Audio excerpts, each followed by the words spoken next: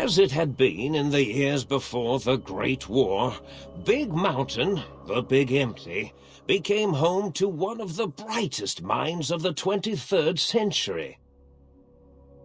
The courier watched over the Big Empty for years to come, caring for it and keeping its discoveries safe until they were needed to help others. Which had always been Big Mountain's purpose. Past the laboratories and science, it had always been intended as a place to build the future of all mankind. The Sync Central Intelligence Unit was impressed by the amount of exploration the courier had undertaken. Facilities believed lost, destroyed, or ones that had simply gotten up and walked to new locations had been rediscovered by its intrepid new master. Internally, the artificial personality debated as to whether it preferred the old management to the new, and concluded that the courier's thorough approach to research and investigation was admirable and worthy of its respect. Dr. Mobius continued his research undisturbed in the Forbidden Zone. As much as he had attempted to create better scorpions, he tried the same with humanity, with considerably less success. These failures didn't bother him overmuch. Once the rush of mentats wore off, he forgot he had failed in any event. After all, the bright young mind who had come to visit him in the Forbidden Zone had already exceeded his expectations. The Sync atop the dome bustled with the voices of a small town, constantly chirping, arguing, and snarling at each other. Still, this all happened productively in the interests of its new owner. The Sync Central Intelligence Unit discovered, despite its inversion code, it was comforted by the sense of community the other personalities gave it. The Biological Research Station, obsessed with seeding everything in sight, requested a transfer to the X-22 Botanical Garden, so that it might, in its own words, sensually fertilize the garden's smooth contours. The garden sent back a polite refusal, saying it had prior commitments with a vault it had helped infect before the war. The book chute continued to devour all seditious materials until it nearly choked on a paperclip. It adamantly maintained it was a Chinese paperclip, and the whole thing had been an elaborately orchestrated assassination attempt.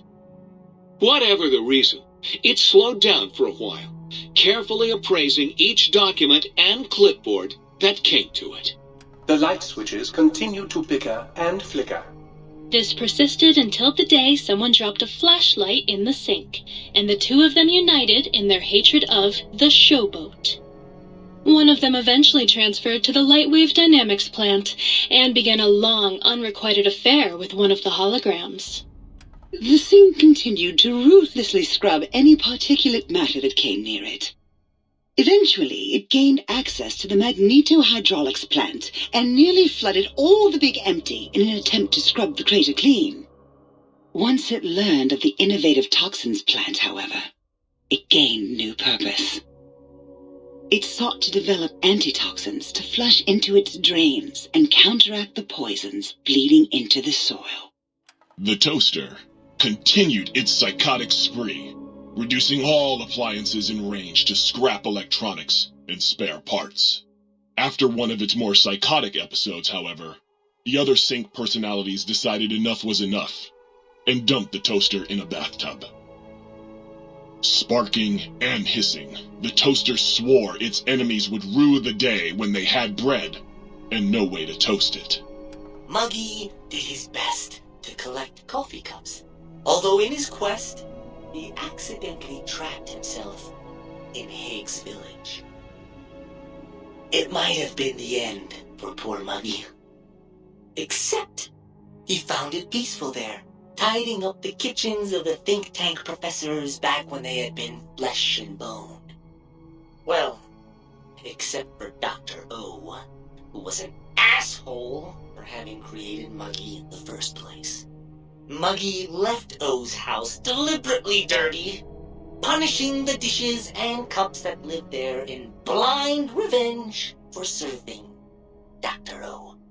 Blind old Jefferson, with sounds the courier brought him, created a symphonic counter-frequency that saved Big Mountain from sonic invasion in 2910. If you didn't hear about it, good. It was rumored by the other personalities that he had a brief fling with the light switches. Although he forgot their names much too often and was soon left in the dark as punishment. Autodoc, always gentle and methodical, kept sewing up the courier in all the right places when the skin split open from repeated wear and tear. The Autodoc was just glad to have purpose again. It heard its simpler brothers and sisters who got shipped to the Sierra Madre were bored out of their skulls in that toxic dead city. In time, the Autodoc found a way to deactivate the Y-17 trauma harnesses, releasing the corpses they had held prisoner for almost 200 years. As the courier ran through the X-8 facility multiple times, the computers analyzed the test subject's movements. Rather than performing a superficial observation, they realized the subject barely knew what communism was, or even what a high school was. This confused them for a time, until the facility finally realized that its research had succeeded. So it let its cyber dogs out into the wastes to help protect small communities from physical aggression rather than communist propaganda. The infiltration program in X-13 felt spent, having repeatedly upgraded the stealth suit until it could upgrade it no more. It felt warm, fulfilled, and a bit sluggish. It realized not long after the stealth suit had left it without so much as a note on the nightstand. So the infiltration program sent out robo-brains into the wastes, looking for its wayward technology. It eventually found Repcon HQ and set up a new research center, testing and murdering fiends who kept breaking into the facility. The courier, organs intact, continued onwards, a little less heavy of step, but with all the organs in the right places, as they should be. After all, brains can develop a life of their own when left to their own thoughts, and the courier's brain was more clever than most. Dr. Klein and the think tank remained alive, unaware of the world outside. They looped through their daily routine, none the wiser about the world beyond, although perhaps wiser was the wrong word. The world outside belonged to the courier, and if anyone would shape it, well, the courier had already called dibs.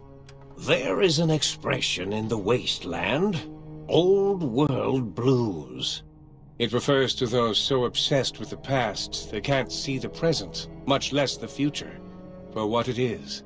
They stare into the what was, eyes like pilot lights, guttering and spent, as the realities of their world continue on around them.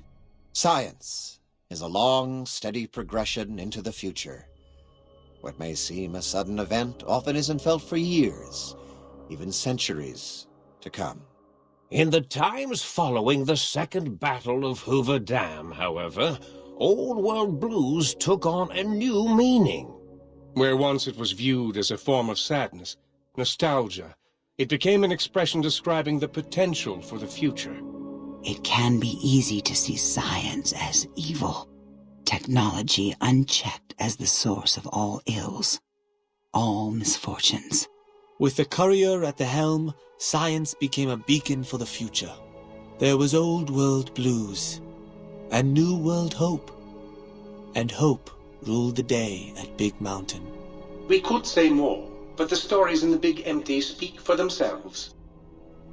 Now armed with the transportal Ponder, the courier could return to the dome at any time and crack open the secrets of the Big Empty one by one. The sink sat vigilant, waiting for its master to return, shoes covered in Mojave dust. Only one road yet remained, and it was one the courier had to walk alone.